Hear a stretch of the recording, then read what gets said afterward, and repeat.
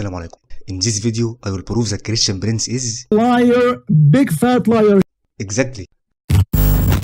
According to Muhammad, when Noah was collecting the animals to take it to his ship, he had no choice but to find a cat. Why? Because he noticed that there is a mice in the ship. And now put yourself in the shoe of Noah. What you will do? You got all the animals there. By the way, they asked the Prophet, peace upon him, how Noah was able to get the lion inside the ship. He said Allah made him have a very heavy flu. Okay, let it go. But there is something very, very extremely important about how Allah was able to find a cat for Noah after he found that he have a mice in his ship, which can be very dangerous for someone who is going to go and he is going to ride the ship for God knows for how long. The mice will eat his rice, will eat his food, will eat his cheese. I mean, this is very dangerous. So what Allah did, anyone knows? Who knows what happened? Let us see how many of you are following my education. Anyone knows? Nobody knows? Man, you guys are you don't have a good memory. I feel sorry for you.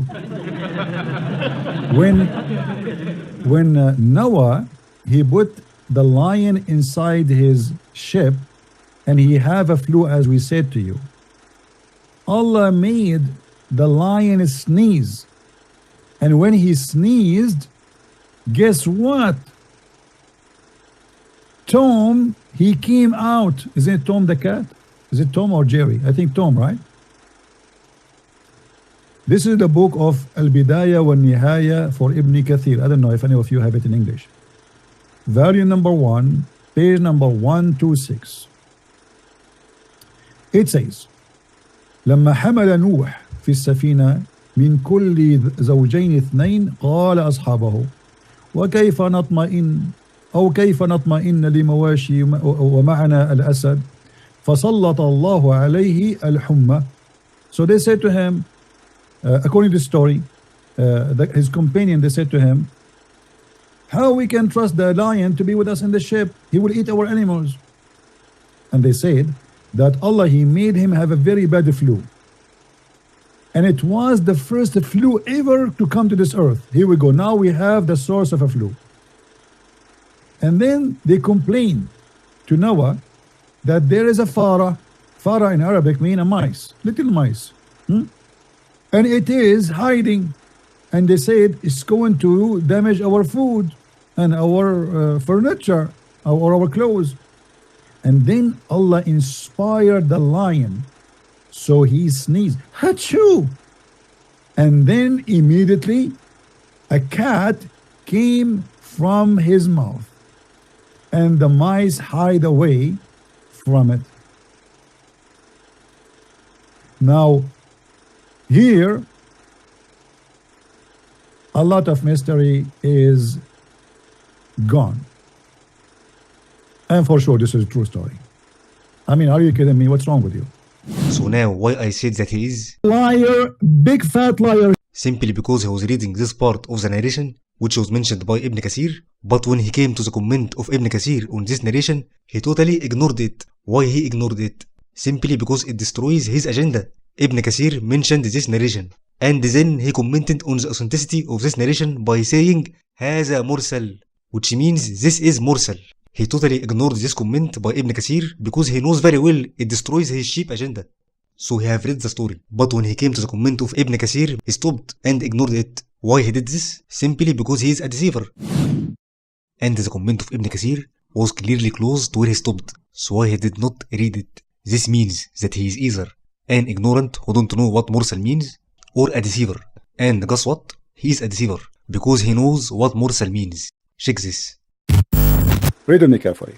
At this point, many of the scholars of tafsir mention the story of Al-Gharaniq and how many of those who had migrated to Ethiopia came back when they thought that the idolaters of Quraysh had become Muslims. Here he says, but those reports all come from through mursal chains, mursal chains, mursal chains, mursal chains, mursal, mursal, mursal, mursal, mursal, mursal, mursal, mursal, mursal. So what does mursal means?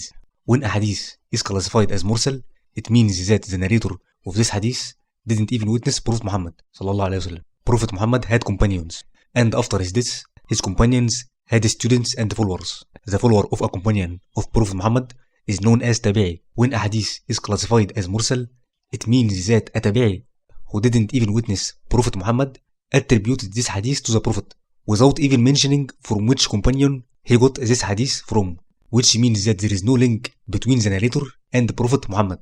All the narrations or hadiths are based on chain of narrators, and the chain of narrators in this hadith quoted by Ibn Kathir is unconnected.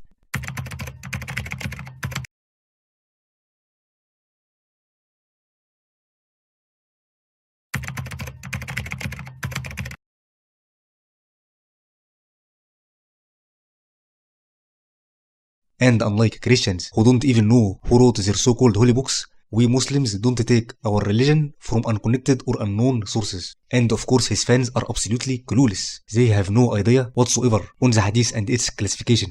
They have absolutely no idea on what mursal hadith means. So he is taking advantage over their ignorance. Now since he mentioned sneezing, let's see what the Bible says about sneezing. The Bible speaks about a mythical creature named Leviathan. In Job 41, the unknown author says, can you pull in Leviathan with a fish hook or tie down its tongue with a rope? Leviathan is an ancient Mesopotamian myth. The biblical authors thought it was real. Now let's see what happens when Mr. Leviathan sneezes. Everyone knows that when you sneeze, you spit out some dirt. But Mr. Leviathan here is a special case. Let's see what he does when he sneezes. I will not fail to speak of Leviathan's limbs, its strength and its graceful form. Who can strip off its outer coat? Who can penetrate its double coat of armor? Who dares open the doors of its mouth, ringed about with its fearsome teeth? Its back has rows of shields tightly sealed together. Each is so close to the next that no air can pass between. They are joined fast to one another.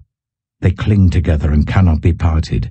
Its snorting throws out flashes of light. Its snorting throws out flashes of light. Its snorting throws out flashes of light. Its snorting throws out flashes of light. Achoo! Its eyes are like the rays of dawn. Flames stream from its mouth. Sparks of fire shoot out. Smoke pours from its nostrils as from a boiling pot over burning reeds. Its breath sets coals ablaze and flames dart from its mouth. Strength resides in its neck, dismay goes before it. The folds of its flesh are tightly joined. They are firm and immovable. Its chest is hard as rock, hard as a lower millstone. When it rises up, the mighty are terrified. They retreat before its thrashing. The sword that reaches it has no effect, nor does the spear or the dart or the javelin. Iron it treats like straw, and bronze like rotten wood. Arrows do not make it flee. Slingstones are like chaff to it. A club seems to it but a piece of straw. It laughs at the rattling of the lance. Its undersides are jagged potsherds, leaving a trail in the mud like a threshing sledge. It makes the depths churn like a boiling cauldron and stirs up the sea like a pot of ointment.